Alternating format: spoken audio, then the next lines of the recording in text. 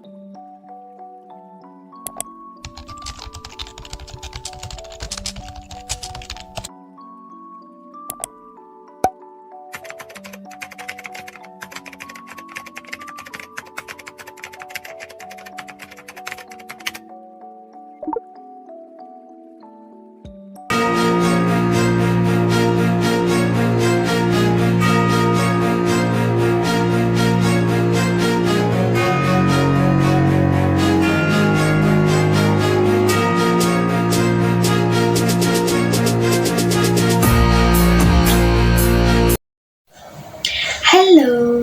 jadi kali ini kita akan membahas soal korupsi.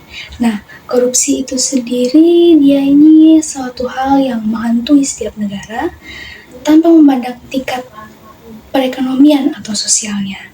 Nah, ini merupakan penyakit sosial yang tidak hanya merugikan individu itu sendiri, namun merugikan masyarakat luas. Nah, korupsi ini dapat ditemukan di berbagai sektor, bukan hanya di pemerintahan yang besar, namun di non-pemerintahan ataupun bisnis atau organisasi-organisasi kecil yang ada di Indonesia. Nah, dampaknya ini dirasakan luas oleh seluruh masyarakat Indonesia. Nah, secara sederhananya, korupsi ini adalah penyalahgunaan kekuasaan yang dipercayakan untuk kepentingan pribadi atau kelompok itu sendiri. Bentuk-bentuk korupsi pada umumnya meliputi 8 bagian, di antaranya yang pertama ada penyuapan. Penyuapan ini berupa memberikan atau menerima uang, barang, atau jasa untuk mempengaruhi tindakan seseorang dalam posisi kekuasaan. Yang kedua ada pemerasan, yaitu memaksa seseorang memberikan sesuatu. Biasanya ini berupa uang dengan ancaman atau intimidasi. Yang ketiga ada nepotisme, memberikan keuntungan atau posisi kepada anggota keluarga atau teman tanpa memperhatikan kualifikasi atau merit. Yang keempat ada kolusi, yaitu kerjasama antara dua pihak atau lebih untuk melakukan tindakan ilegal seperti pengaturan tender atau kontrak pemerintahan. Yang berikut adalah penggelapan, yaitu mengambil atau menggunakan uang atau aset yang dipercaya kepada seseorang untuk tujuan pribadi. Yang berikutnya adalah penyalahgunaan wewenang, yaitu menggunakan kekuasaan yang dimiliki untuk mendapatkan keuntungan pribadi, misalnya memberikan lisensi atau izin dengan imbalan tertentu. Yang berikut ada fraud, yaitu penipuan atau manipulasi data atau informasi untuk keuntungan pribadi, seperti memasukkan dokumen atau laporan keuangan. Dan yang terakhir ada gratifikasi, yaitu pemberian dalam bentuk uang, barang, atau fasilitas yang diterima oleh pejabat negara yang berhubungan dengan jabatan mereka dan berlawanan dengan kewajiban atau tugasnya.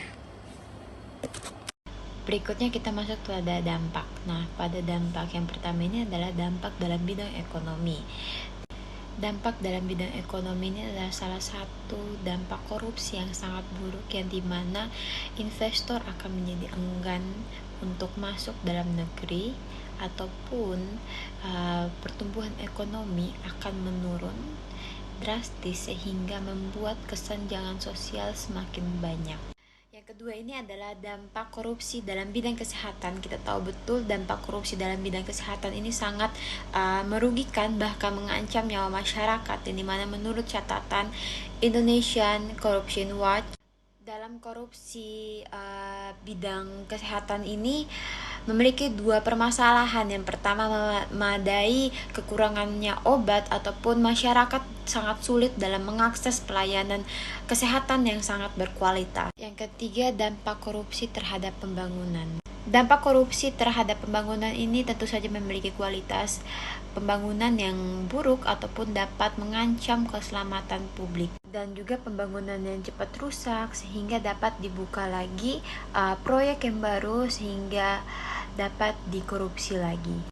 Yang keempat, dampak korupsi meningkatkan kemiskinan, yang dimana dibagi menjadi 4 kategori. Yang pertama, kemiskinan absolut, yang dimana pendapatan warga di bawah garis, yang dimana tidak cukup untuk memenuhi kebutuhan sehari-harinya. Yang kedua, kemiskinan relatif, yang dimana terjadi karena pengaruh kebijakan yang dapat menyebabkan ketimpangan pendapatan. Dan yang ketiga, kemiskinan kultural, yang dimana merupakan kemiskinan yang disebabkan oleh faktor adat ataupun budaya yang membelenggu sehingga tetap berada dalam kondisi miskin. Dan yang keempat adalah kemiskinan kultural yang terjadi akibat ketidakberdayaan seseorang ataupun kelompok masyarakat tertentu terhadap sistem yang tidak adil. Berikutnya, cara pencegahan anti korupsi. Yang pertama ada pembentukan lembaga anti korupsi. Di sini membentuk organisasi independen yang didedikasikan untuk pemberantasan korupsi seperti ombudsman yang dapat memberikan pendidikan kepada pemerintah dan masyarakat serta mengembangkan standar perilaku dan kode etik bagi organisasi, pemerintah dan hukum. Yang kedua itu ada pendidikan dan kampanye. Di sini meningkatkan kesadaran masyarakat akan dampak korupsi melalui edukasi dan advokasi serta membangun budaya dan perilaku anti korupsi. Di sini hal ini dapat dilakukan melalui program pendidikan yang mencakup berbagai usia seperti prasekolah, taman kanak-kanak dan sekolah dasar. Dan yang ketiga itu ada strategi preventif. Di sini meningkatkan kesadaran masyarakat akan korupsi melalui strategi preventif yang mencakup pendidikan, kampanye, dan pengembangan budaya anti korupsi. Hal ini dapat dilakukan oleh organisasi seperti KPK yang berfokus pada pemberantasan korupsi.